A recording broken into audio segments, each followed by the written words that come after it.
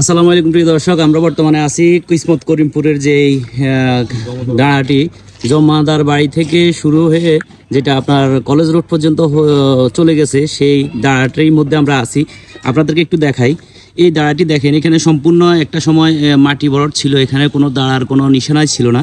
তো আমাদের AC land মহোদয় এবং কি আমাদের বেগমগঞ্জের ইউনো মহোদয় দুজনের প্রচেষ্টায় বা দুজনের চেষ্টায় খালের যে নকশা দেখে সেই খালটি পুনরায় উদ্ধার করছে।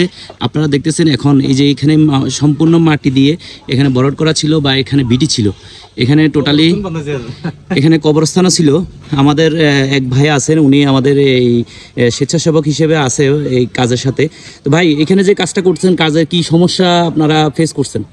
কাজের তো অনেক সমস্যা। এই যে তারা এটা তো দাঁড়া ছিল, দাঁড়ার মাঝখানে দিয়ে মনে করেন তারা ভরাট করে ফেলছে, কেউ কবরস্থান বানাচ্ছে, কেউ ঘর উঠেছে, কেউ বাথরুমের টাঙ্কি করে এটা খালটা ভরাট করে ফেলছে। খালটা ভরাট করে ফেলছে। এখন মনে করেন তাদের গায়ে লাগছে, তাদের সবকিছু মানে সরকারে ভাঙে ফেলতেছে, এই নিয়ে তারা অভিযোগ করতেছে।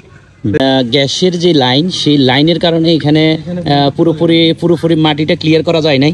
তো আশা করি যারা এই গ্যাস লাইনের যারা মালিক, তারা যদি এই জিনিসটাকে একটু মাটিগুলোকে একটু সুন্দরভাবে সরিয়ে দেয়, তাহলে আমার মনে হয় পানি নিষ্কাশনের যে ব্যবস্থাটা, সেই ব্যবস্থাটা অনেক চলে যাবে।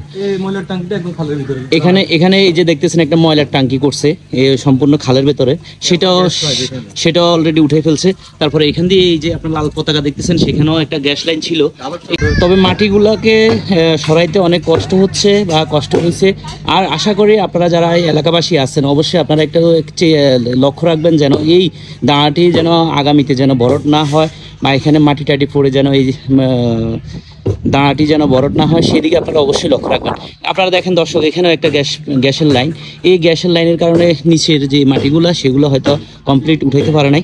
তো আশা করি যারা এলাকাবাসী আছেন বা যার গ্যাস লাইনের লাইনটি, উনি যদি একটু একটা দুইটা বা লেবার দিয়ে যদি এই মাটিগুলো যদি উঠাই দেয়, তাহলে আমাদের এই দাঁড়াটি সম্পূর্ণ পরিষ্কার হয়ে যাবে। ওনারা মনে হয় জানে না যে এখানে দাঁড়া ছিল, এই জন্য ওনারা এইটা কমপ্লিটলি মাটি দিয়ে এখানে ভরাট করে ফেলছে। ওনারা জানতো না যে এখানে একটা দাঁড়া ছিল। তো পরবর্তীতে এখন সরকার আসার পরে দেখে যে না, এখানে তো দাঁড়া আছে, তাই দাঁড়াটা কেটে দিছে। দেখেন দর্শক, এখানে পুরোটাই আপনার একটা বাড়ির জন্য একটা ভিটি করছে। এই ভিটিটার সামনে দিয়ে একটা দাঁড়া চলে গেছে, কত সুন্দর লাগতেছে নাকি? তবে আসলে এই জিনিসটা যদি যিনি মালিক যখন বাড়িটা করছে, তখন যদি উনি যদি একটু ম্যাপটা দেখে, সরকারি ম্যাপটা দেখে যদি উনি যদি এই কাজটা করতো, তাহলে উনি আজকে ক্ষতিগ্রস্ত হতো না। তো আশা করি আপনারা যারা আগামীতে বিভিন্ন কাম করবেন, অবশ্যই আপনারা একটু মানচিত্রটা দেখবেন যে আপনার এই জায়গার উপরে সরকারি কোনো স্থাপনা কখনো ছিল কিনা, বা আপনার আমিন বা অন্যান্য যারা আছেন তাদের সাথে একটু কথা বলে জিনিসটা জানাবেন। কিসমত করিমপুরের জমিদার বাড়ির যে দাঁড়াটি, সেই দাঁড়াটি এখন ক্লিয়ার করা হচ্ছে। যে কাজ করতেছে এই কাজের স্বেচ্ছাসেবক,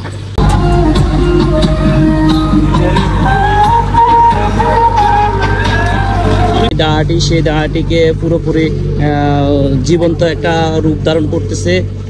ওনাদের যতটুকু সাধ্য ততটুকু চেষ্টা করতেছে যেন মানুষের ক্ষয়ক্ষতি না করে কিভাবে দাঁড়াটি উদ্ধার করা যায়, সেই ক্ষেত্রে ওনারা কাজ করতেছে। আপনারা দেখতেছেন এই যে আমাদের এখানে যে ময়লার গাড়ি, এখান থেকে আপনার যে মাটিগুলা বা যে ময়লাগুলা উঠে, সেইগুলাকে এখান থেকে স্থানান্তর করে অন্য জায়গায় নিয়ে যাচ্ছে। তো প্রিয় দর্শক, আপনারা যারা ভিডিওটি দেখবেন, অবশ্যই ভিডিওটি শেয়ার করে দিবেন, প্লাস আপনারা আপনাদের মতামতগুলো ফ্রেশ করবেন।